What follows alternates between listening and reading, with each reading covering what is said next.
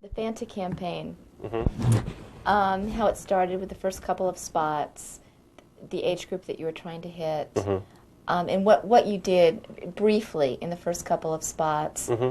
or three spots, and now let's evolve into the new spots. All right.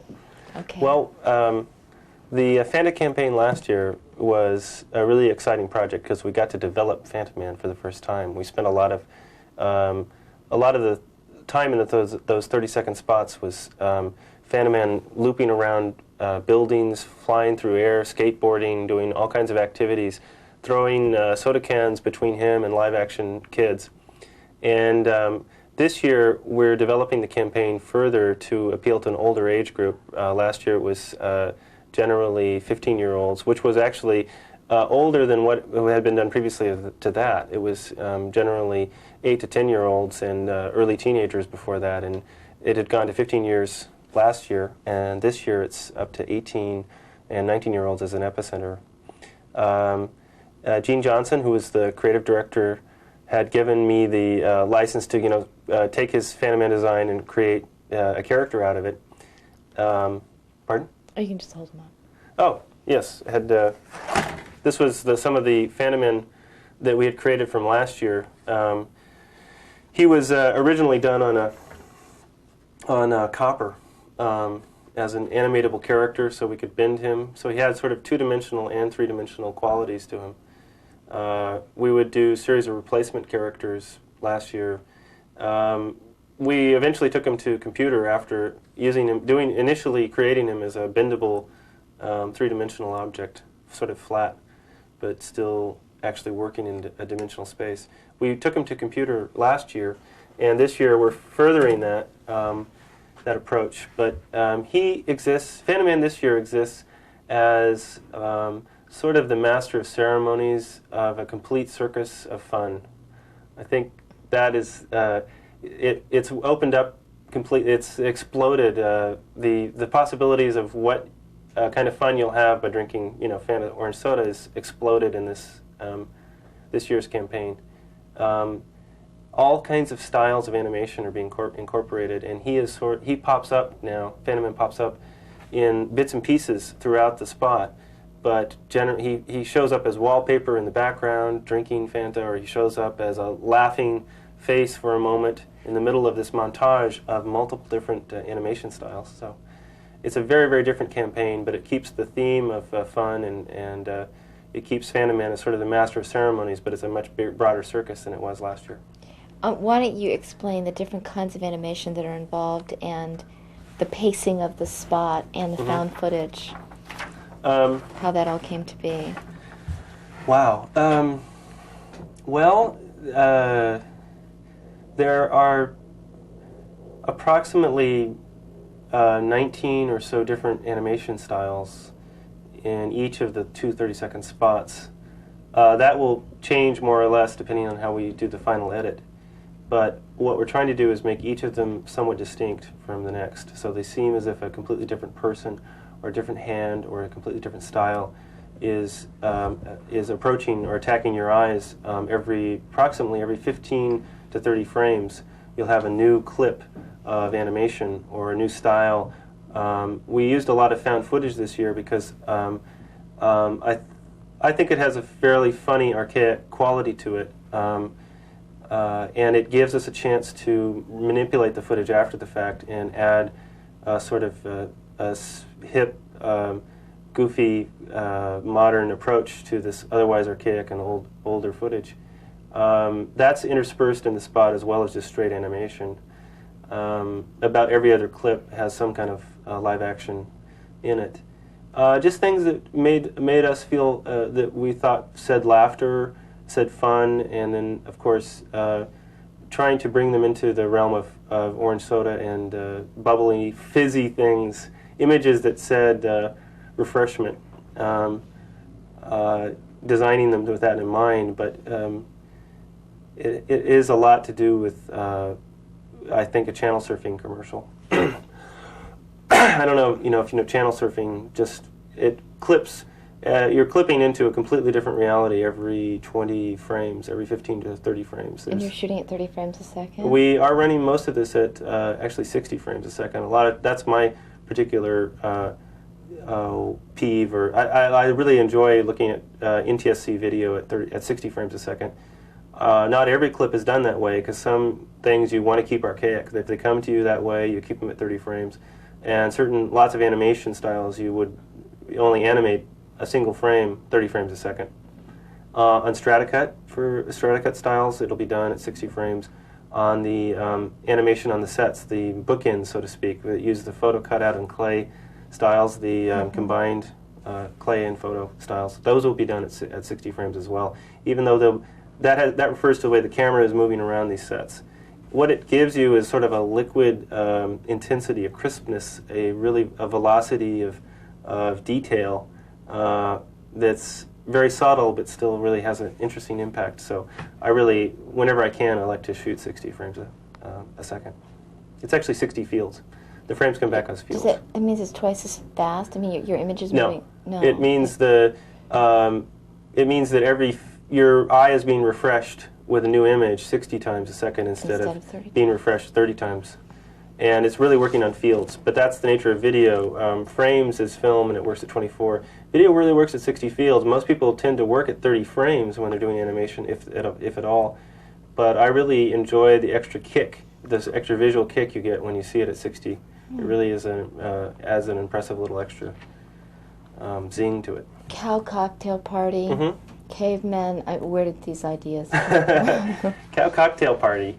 Caveman. Well, start with cow cocktail party. All right. These are inspired by, out of Gene Johnson's imagination, the agency creative director. He wanted to create something that was absurd and completely boring. Something that was completely opposite of Fanta, in a sense. That gives reference, that gives a barometer by which you can gauge the middle of each of these commercials, which are nothing but excitement, fun, refreshment, speed, color, velocity. These bookends that are the narrative openings and closings to these commercials are supposed to be boring, supposed to be dull, supposed to be showing complete apathy, in a sense. And it's not until the soda, Fanta soda shows up that the real life begins. So, Cow Cocktail Party, the original spot was actually the caveman. There was actually something called the Dell family, which was an original concept. And that evolved. We thought of other ideas like the cave people. And then eventually we were thinking of cows and even, insects and all kinds of other possible narrative bookends. I guess the cows seemed so, I think Gary Larson inspired Gene Johnson a little bit, thinking they are so absurd and sort of there's sort of a doofus quality to them in their boredom. Sort of, they're so bulky, and I'd say it's much more by intuition that it was chosen, because you could overthink it and think, well, it's saying something about milk products or saying something about other kinds of, we are throwing in a lot of like cow humor, like. Grass, little grass, bits of grass, and barbed wire and cowboy stuff, and but that's just to say fun instead of anything specifically regarding cows. And it evolved after the idea of Cow Cocktail Party. We thought, well, what would be funnier than a cow standing at a cocktail party? It's really sort of an absurd image. And again, it's sort of inspired by Gary Larson or something, and the refinement of it came when Gene Johnson came to visit, and we saw the way the piano in the set was working, and we developed two characters sort of on the spot. Alrighty, and we are rolling again. Cow Cocktail Party developed further after the original idea of just how absurd it would be to have cows standing at a cocktail party. What could be more boring, dull, and sort of funny? And when Gene Johnson, who was the creative director at Noble DMB in Mexico City, came up and saw the piano, and the cows arranged around it, and we developed this scenario between us regarding the cow playing the piano, really bored and dull, and chewing his cud. He's playing the Fanta theme, really, and we thought, well, maybe this is Moo Torme. And then we put a woman, a female cow, on the other side of the piano, and that's Moo Shell Pfeiffer from Baker Brothers or whatever, Fabulous Baker Brothers. But so they are both. She's, of course, has her hand in her cheek and has her eyes rolling up in her head and is taking a big snore. And then she hears laughter off screen and shakes her head twice, and then has a Fanta bottle of soda come into her hand and starts to drink, becomes human for a moment, a brief moment, morphs to that, and then we're off to the races as far as all the different multiple images and all the styles of animation that we're going to be using. And then it's a bookend, so what's the other end? At the very end, it wipes it. How do you explain this? The whole image wipes back into the bottle that the cow is holding. It sort of rotates around and tears itself. The image tears itself down into the bottle. The cow is now smiling and is ecstatic, and the camera zooms back like it has rocket jetpack on it. It just hurtles away from this image, but the smile of the cow rips off the cow's face, and the bottle rips out of its hand and travels with the camera. And then we end it in a completely different environment, which is sort of the universal logo. You have Fanta rotating around, the Fanta logo rotating around the bottle. And then it says ha ha ha with a smile over on the left. Why is this particular animation going to be attractive to get that question? No, go ahead. To 18, 19-year-olds, as opposed to the other, what's... Oh, I see. Well, I think the styles are more sophisticated. Why is this going to appeal to 18, 19-year-olds? And really 15 to 29-year-olds is a wider spectrum that we're trying to hit. I think that the styles are more sophisticated. I think that there's more cynicism and a sort of hip irreverence, a little bit of, a little bit of good-natured cynicism, or a certain tone of irreverence is very appealing to young people. I certainly felt that way when I was young, that I always liked things that seemed to have tongue-in-cheek about it, or a bit of a playful kind of trickery to it. And I think that'll appeal to the older kids, as well as, again, the styles are much more sophisticated, all the different types of animation styles. I think you get into channel surfing and a sense of an MTV aesthetic as you get older as well. You don't want to stay necessarily locked to the same image, so it will give them all the varieties of image and style that they could ever want to see in a very short span of time. So they won't have to switch off the TV to a different channel at that point, because they'll be getting it all out of this Fanta commercial. Go ahead. What else should I say? Change tapes. No, I want you to go into the idea of how...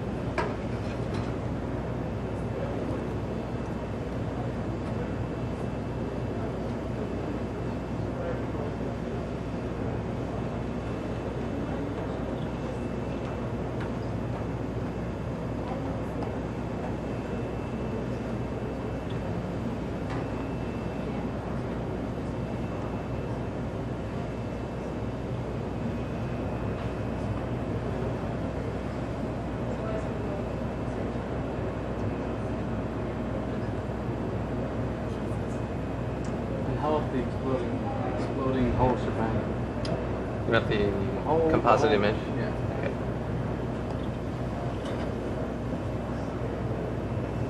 Actually, do you want it in that wider format? Yeah. Okay. Just go back into there.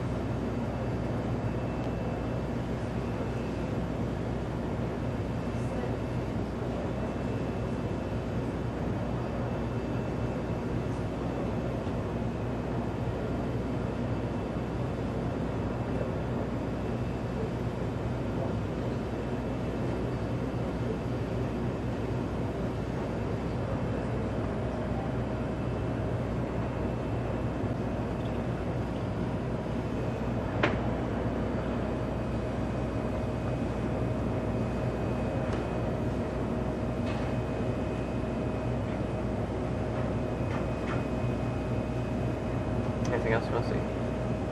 Release that full screen.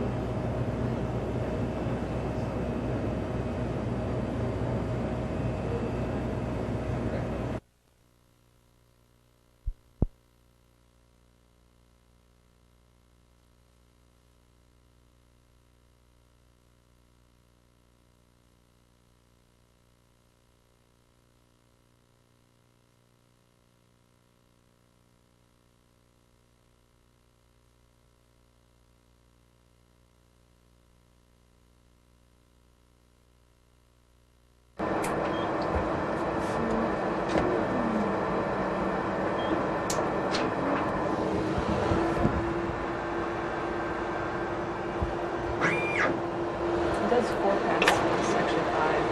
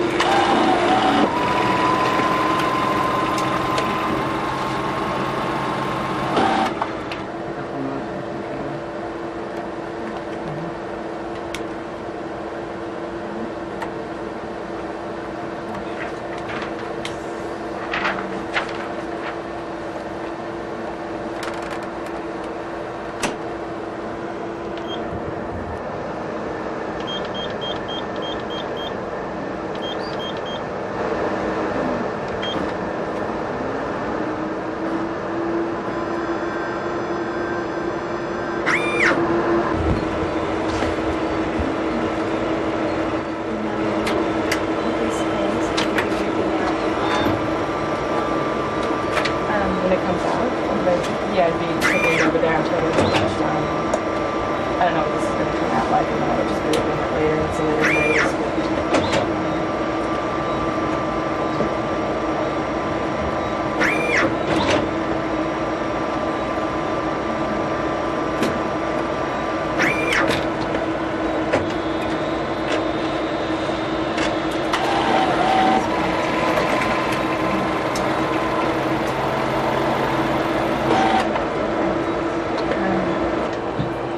Try different pieces.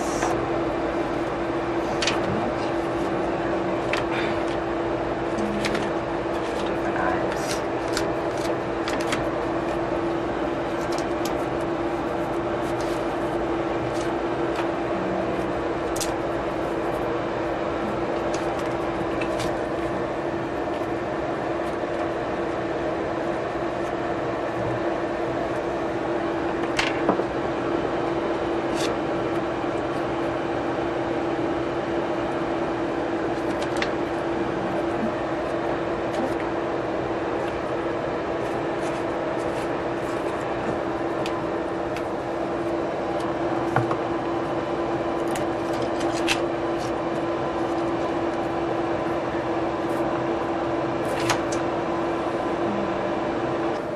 Show like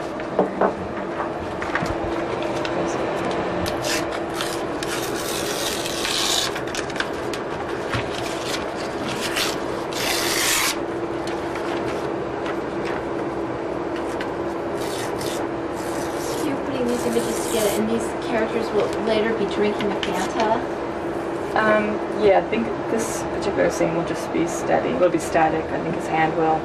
Everything else will be moving. But I don't think he's not actually going to be drinking it. So, yeah. But the mouth and the eyes and the nose, all those elements. These will all be moving, including the background.